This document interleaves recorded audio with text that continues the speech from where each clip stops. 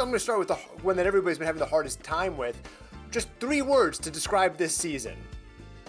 Oh God. Oh my God.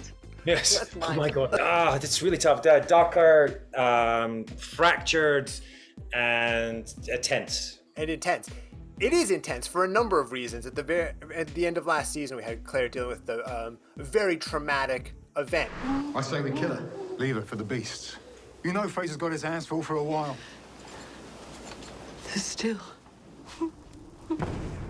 Caitriona, in your words, what is she going through? Well, I think when we first meet Claire, on the surface, she's trying to, put a brave face on and go about her daily life as if everything is fine and everything's normal. But really, underneath that, she's really struggling. And we explore the PTSD that she's experiencing, and we explore how that trauma is affecting not only her, but the whole family, and what her coping mechanisms are this season. I think, prior to this, Claire is someone who has always been able to compartmentalize things and put something in a box and move on, and that just doesn't serve her this season. We also have the newcomers to Fraser's Ridge and the Christies.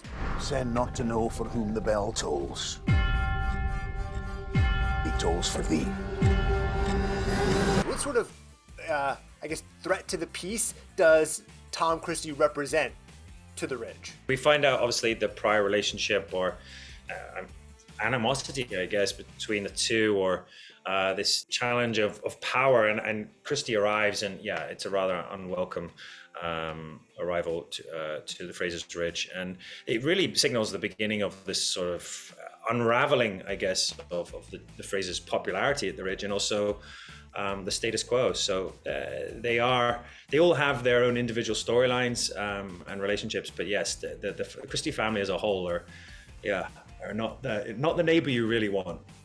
No, because Jamie puts it really well at the end of the second episode, which is, he wields a very powerful weapon that could really turn people against him, especially with, Claire knowing what she knows about healing people and medicine and whatnot. It's like, you could be very easily told you were a witch, and everybody would say, he seems to be a man of God. He must know what he's talking about. Yeah, he's got a lot of power, and people follow him. And I think I'll let you jump in there, Caitriona, but I think he absolutely does. And he's, Jamie is quite forward-thinking, quite a modern man, but I think there are people that obviously would have their feet stuck in the past and would follow Tom. Yeah, I guess it's that religious fundamentalism, that he wields. And it's very unaccepting of women or any kind of modern forward thinking. And as Sam said, it's a very dangerous thing that he kind of holds over people. As we sort of barrel towards the American Revolution here, what do you think Claire's headspace is about the safety of her family and the Ridge and the people around her? Because as we know, it's, we know how it goes. She knows how it goes. Yeah, unfortunately she knows the outcome, but it's all those really important steps that lead up to it that she's not so clear on, which would be much more helpful to them. Yeah. I think it's a really tough position that they're in. I think Jamie carries sort of the larger brunt of that burden. The tide has turned. King's counting on you, Mr. Fraser. I can't be two things at once, Claire. A rebel, a loyalist, agent for the crown and an enemy of the king. You can't live your life afraid of being who you are. With having to decide where his loyalties or his allegiances are at any given time, because they know that at a certain point they're going to have to go against the crown.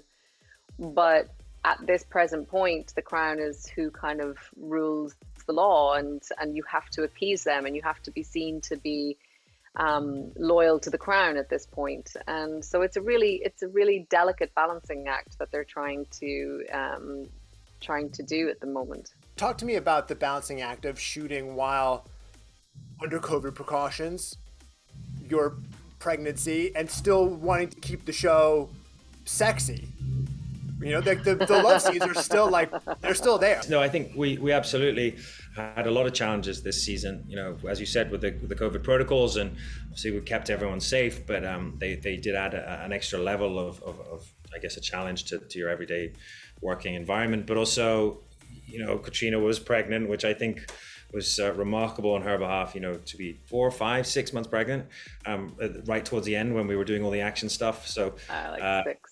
Yeah, 6, 7. super challenging, and it was the height of winter in Scotland. You know, it was we don't normally shoot through those months, so it was tough. But I think, you know, we have such a great crew now and cast that everyone just, you know, mucks in and gets on with it. I kept waiting for the shots of Claire holding like a lampshade or a box or something, or, you know. But you guys covered it very, very well. They'll be coming. How are you feeling? I have an 8-month-old, so I know, you know, kind of roughly what's going on in life. How are you feeling? Are you good? Are you nodding off in between each one of these interviews? I'm exhausted. I think you know exactly what I feel like, but it's great, you know. And this beacon of hope that I'm gonna have a full night's sleep at some point this year, and when that comes, I'm gonna be like a new person. And also, I mean, your other baby this year, Belfast, is like, people are in love with it.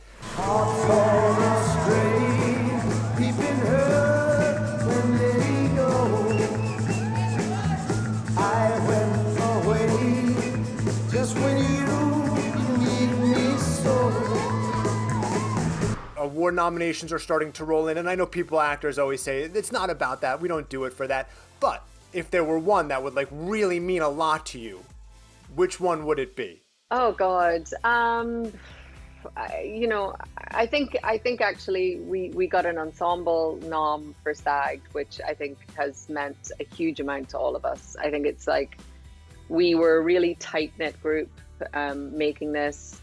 It felt very special when we were all together, and the fact that we've got like kind of a group recognition feels really, really good.